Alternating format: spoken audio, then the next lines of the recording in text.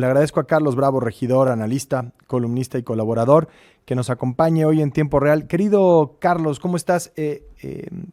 Mira, yo sé que tenemos pensado hablar sobre el Plan Michoacán, lo que significa, los antecedentes, el alcance que pueda tener, pero sí Ujú. antes, solo en esta reflexión, porque me llamó mucho la atención la información, no sé, antes de entrar al aire y escuchaba, pues, quién era el chavo, si al parecer dicen era un consumidor, me imagino que son los reporteros locales dándonos algunos datos, se refieren pues, a que tal vez consumía alguna sustancia, pero pues más allá de esto que es como el estereotipo, ¿no? De, pues, era un drogo y por eso era violento y por eso mató a Carlos Manso, el esfuerzo que debemos, que estamos obligados a hacer todos por entender la, eh, la parte que lleva a un joven de 17 años a cometer un acto como este y que sí tiene que ver, y es importante decirlo, con la idea de los abrazos.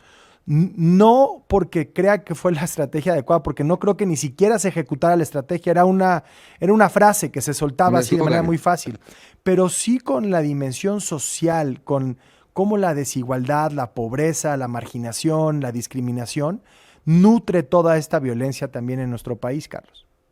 Sí, a mí me parece muy bien entrarle por ahí. En efecto, yo creo que aquella idea o aquella promesa de atender las causas de raíz, como decía López Obrador, tiene sentido si se atiende de verdad.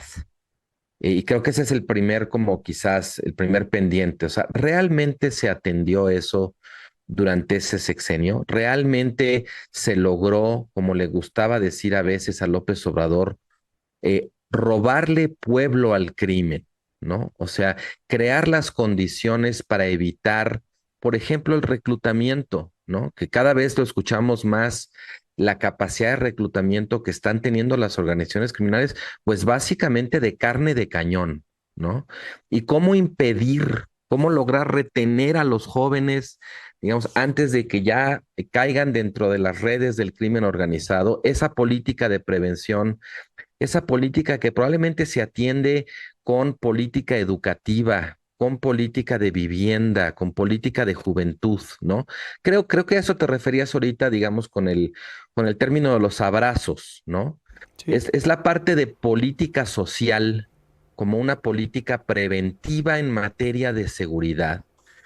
Yo creo que sí, sigue teniendo sentido concebir eso y tratar realmente de hacer una política efectiva en ese sentido, pero creo también, Enrique, que, o sea, más allá de si se hizo o no se hizo, incluso si se hace a partir de ahora, creo que es muy importante también distinguir, porque la política social no es un sustituto de la política de Ujú. seguridad. Es un Tú complemento en el mejor de los Es un casos. complemento, ¿no? Y tú puedes diseñarlas, digamos, en paralelo, ¿no? O sea, no concebirlas como compartimentos estancos, porque hay una parte en la que desde luego no lo son.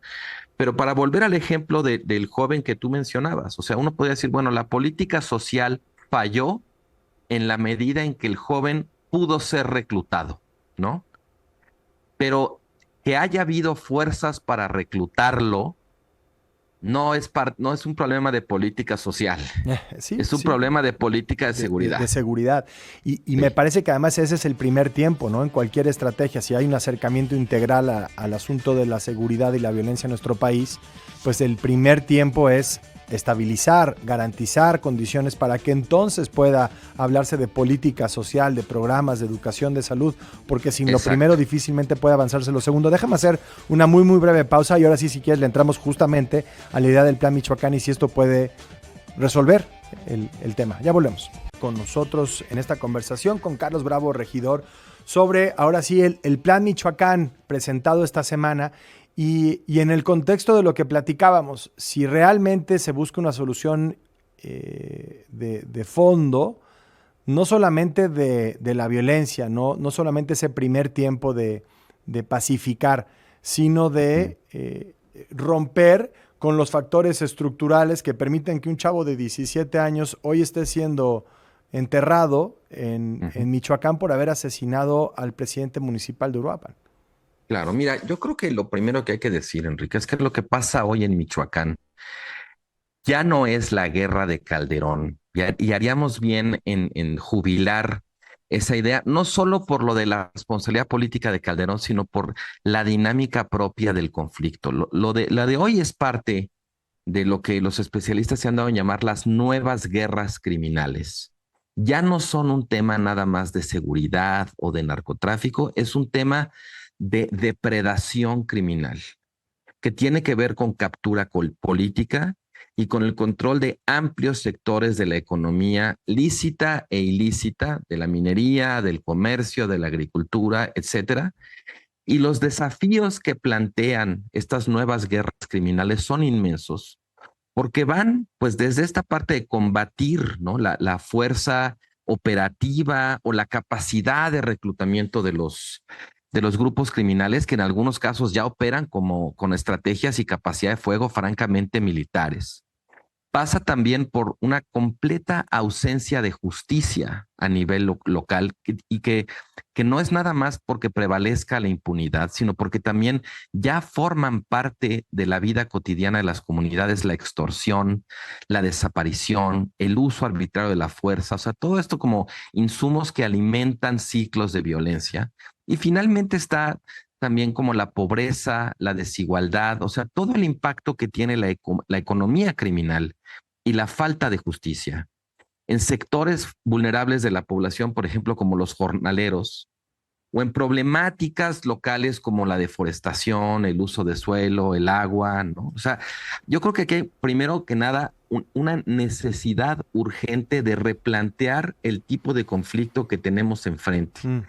Y estoy diciendo esto porque creo que ya acumulamos 3 fracasos en Michoacán, de los que tendríamos que haber aprendido. El primero es el de los operativos conjuntos con Calderón.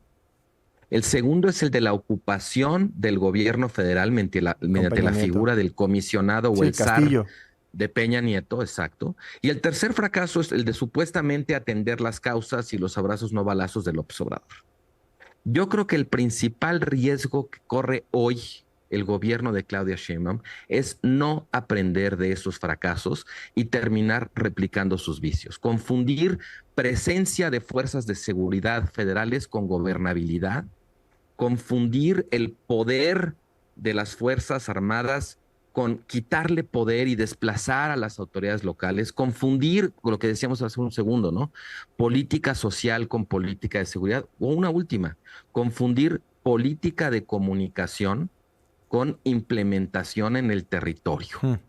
La verdad es que a mí me está costando trabajo tomarme muy en serio el Plan Michoacán, porque es claro que se trata de un documento que se preparó como reacción a la crisis en un par de días, ¿sabes? Y bueno, o sea, se entiende que obviamente la presidenta, el gobierno tenía que reaccionar, tenía que responder a la coyuntura, pero este no es un problema coyuntural, ¿sabes? Y este es un plan, yo creo, todavía que se siente muy hecho sobre las rodillas. Tiene 3 ejes que se oyen muy bien: seguridad y justicia, desarrollo económico con justicia, educación y cultura para la paz. Pero más allá de que suenen bien, la efectividad va a depender, digamos, de cómo se implemente y sobre todo cómo romper el ciclo de que hay una crisis, la federación se hace cargo, desplaza completamente a las autoridades locales, no invierte en fortalecerlas, sino más bien dice, ya, de esto hay que deshacernos, aquí ya llegó la federación, se va a hacer cargo, vamos a pacificar, y luego se va, ¿y qué es lo que pasa? ¿Qué es lo que siempre ha pasado? Sí. Pues que el problema vuelve a surgir. La Guardia Nacional realmente no ha demostrado capacidad para sustituir la función policial. Los sistemas de justicia locales están absolutamente colapsados. Y bueno, pues la economía criminal pega en términos de justicia social y requiere algo más que presencia de la fuerza pública, ¿sabes? Lo que más me preocupa a mí, digamos, políticamente, es que por un lado es claro que Claudia Sheinbaum se está jugando un resto aquí, porque es como una crisis de seguridad en la que ella ya está reaccionando y está reaccionando además de un modo que marca un claro deslinde respecto a la estrategia de López Obrador, pero creo que no acaba de salir del paradigma que ha gobernado todas las reacciones respecto a Michoacán durante los últimos 3 sexenios. Yo no le voy a pedir demasiado al Plan Michoacán porque entiendo perfectamente bien que es un plan, bueno, pues hay que salir con algo, es un saque, ¿sabes? Eso, En algún lugar hay que empezar, echemos la pelota a a rodar, rodar. ok, está bien, espero que vayan corrigiendo sobre la marcha, pero que sobre todo Como debe vayan ser. aprendiendo de los fracasos anteriores. Sí, Eso es lo que y más me preocupa. reconociéndolos, ¿no? Que esa es la primera parte, no solamente los de la oposición o los del PRIAN, como le diría la presidenta Sheinbaum, reconocer también lo que no funcionó en la estrategia del gobierno anterior, porque si este gobierno quiere ser distinto, será por sus resultados, no por su retórica, y esos resultados pues se van a poner a prueba en Sinaloa, en Ujú. Tabasco, en la Ciudad de México, y se van a poner a prueba sin duda en Michoacán. Querido Carlos Bravo, regidor, muchísimas gracias. Al contrario, gracias a ti.